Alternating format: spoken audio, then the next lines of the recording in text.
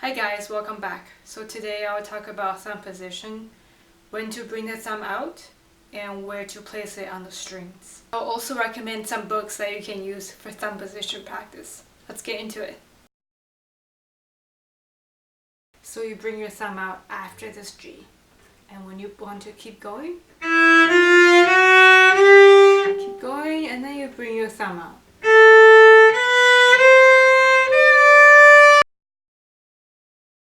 It should be on the side of your thumb, over here, just right before your first knuckles. Right here and here. So first you want to practice by finding the harmonics with your thumb. So let's say you're going to practice A and D. So use the thumb to find the harmonic A, and then harmonic D.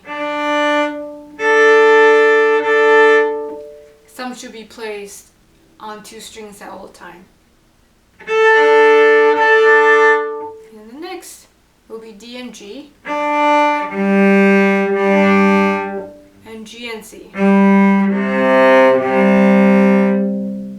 After that, practice thumb and 3.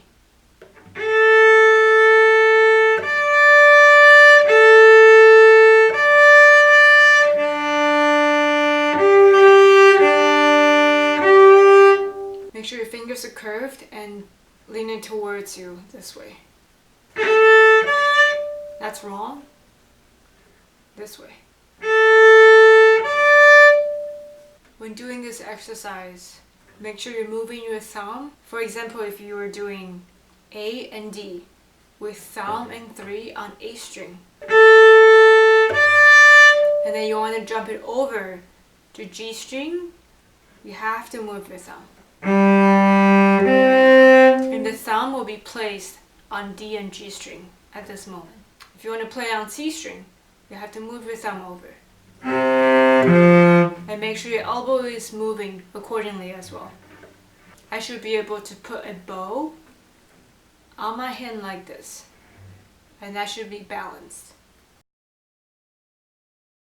You might find yourself having to curve your first finger a little more when you play on 3, and that's really normal.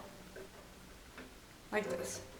You might find yourself almost playing on the nail when you play 1, and that's normal. One book that I recommend is The Thumb Position Practice by Mooney. I'll link it down below. When we get to thumb position, we will be playing in treble clef. So you also have to make sure how to read notes in treble clef. That's all for now. See you next time. Bye!